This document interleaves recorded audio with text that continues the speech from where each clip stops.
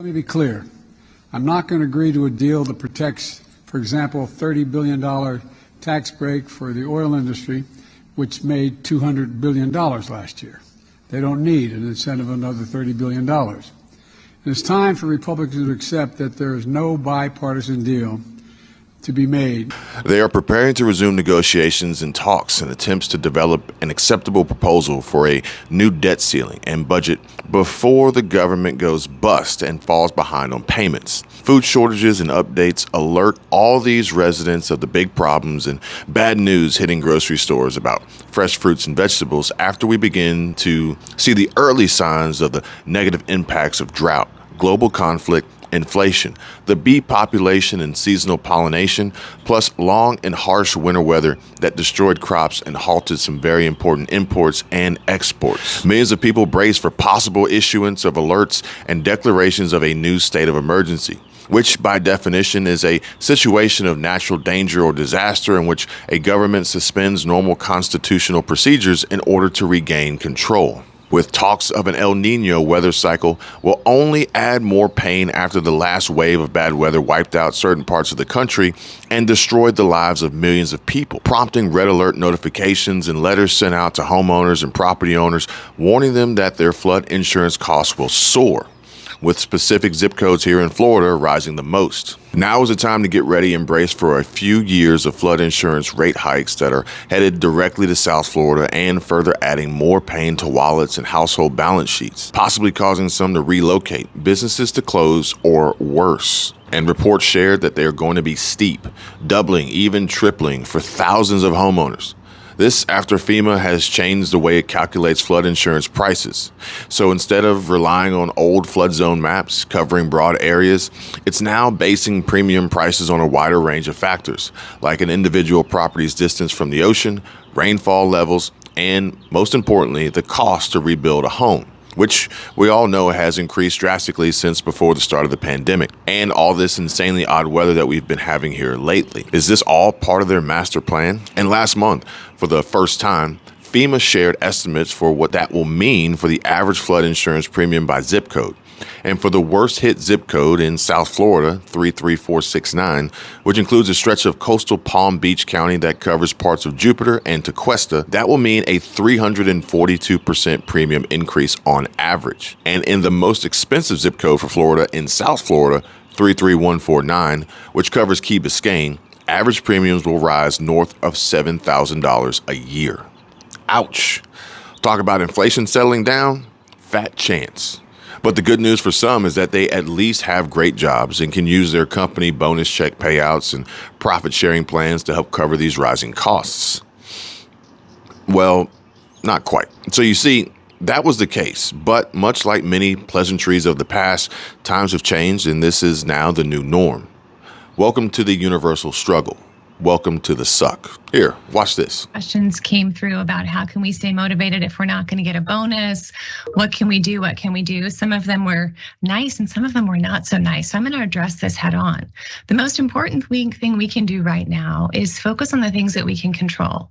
None of us could have predicted COVID. None of us could have predicted supply chain. None of us could have predicted bank failures. But what we can do is stay in front of our customers, provide the best customer service we can, get our orders out our door, treat each other well, be kind, be respectful, focus on the future because it will be bright.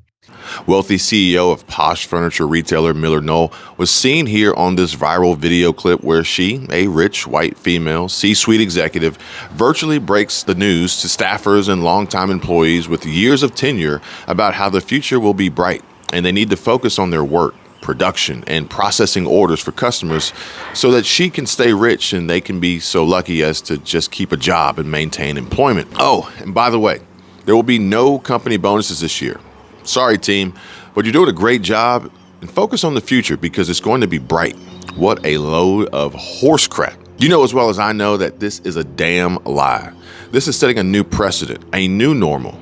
Once bonuses go away, they will never come back. Much like all the prices that are skyrocketing to the moon, once they go up, They will never come back down.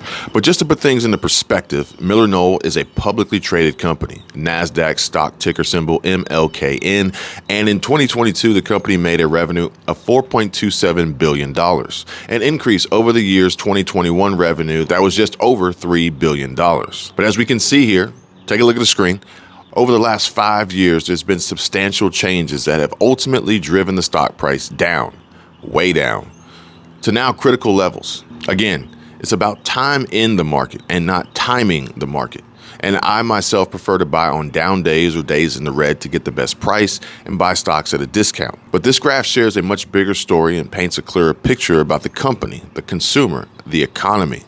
Again, I only buy and invest in companies that I know, trust, and only when I feel comfortable. And based on the history of this company, the current state of consumer purchasing power and the decline of discretionary spending, the uncertainty in the jobs market, being on the brink of a recession, well, let's just say I would be worried less about the stock price and more worried about the future of the company, the ability to remain profitable, or better yet, stay open and in business. If I had to read between the lines of what the CEO shared, I would lean towards something like this.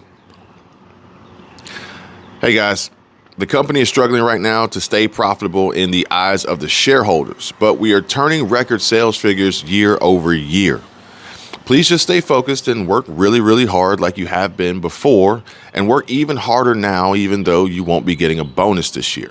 And perhaps it's likely that you will see a cut or slash in pay, decrease in benefits, and possibly be temporarily furloughed or laid off and permanently fired and thus ultimately unemployed. As CEO of the company, I will do my very best to keep a smile on my face while we suck the company dry and become as wealthy as possible personally before publicly disclosing our failures and declaring bankruptcy. But don't worry, because we are already planning to open a new company with all the money that we pulled out of this one, and we will be just fine.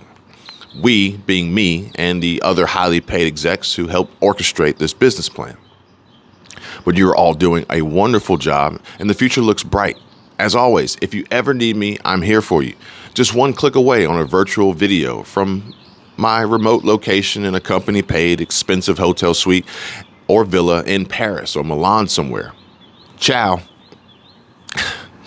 Yeah, I think it would go something like that. Now, it's sad and tragic, but unfortunately how the business world operates for the most part. And now for the news that you can use, what you have all been waiting for.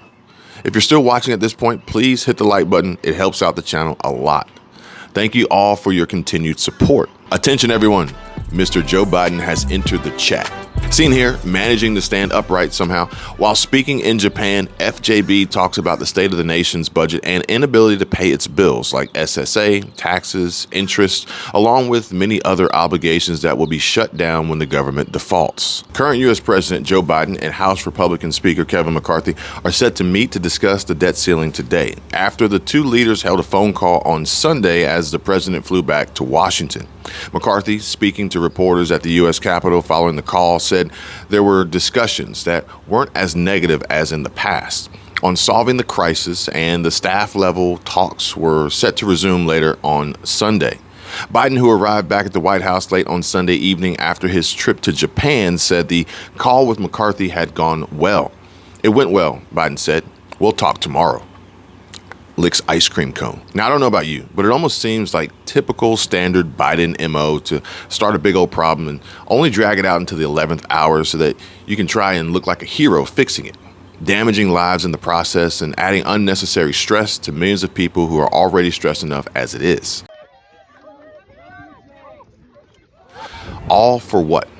To get more votes from the left and the large swath of blindly indoctrinated Democrats that make political decisions and cast votes based on family history and the acceptance of lies that they absorb while they are being brainwashed by certain liberal-leaning mainstream media news outfits. But I digress. I really hope they get this solved, worked out, and figured out soon. I don't want to see our country fall apart and folks who rely on government stimulus, Social Security Administration, and checks from the U.S. Treasury to cause any undue harm and forced to struggle to survive. Now, please show your support and like if you agree. Like if you want to see positive change and more support for the hardworking people of this country. This is my own video, and I'm going to make sure I hit the like button for sure. And not because it provides a boost in the algorithm, but because I want to see this country improve. And I want to see people get the help that they need and not struggle to make ends meet. I want to see the lies stopped and the fighting come to an end. And I'm not even talking about the geopolitical and proxy wars around the world that we have somehow gotten ourselves roped into. Nope. I'm talking about the fighting here in this country, which happens on the streets and in our schools, churches, banks, grocery stores, and at home. The same shit that is forcing businesses to close and leave neighborhoods empty to become barren deserts, further bringing down society and making their futures look even dimmer and darker than they may have already imagined. But to be specific, I really want the fighting to stop within our own government, a government that has been elected, for the most part, by us. You and I, we all voted for this. A government that is supposed to have our best interest in mind and not so much fighting amongst themselves for the benefit of their own greedy, money laundering, and self-fulfilling and selfish wants. That's what I want to see happen. That's why I'm hitting the like button. And I've heard it time and time again.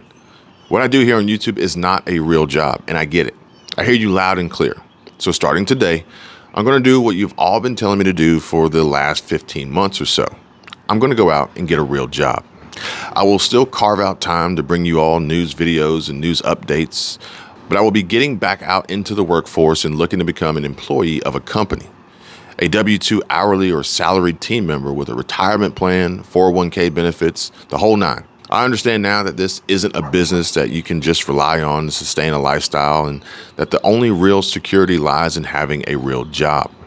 I'm open to suggestions, so please drop some ideas in the comment section down below of what you think a real job is and perhaps one that you think that I could do. Thank you all for your continued support.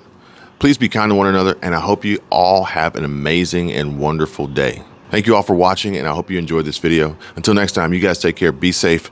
I'll see you real soon.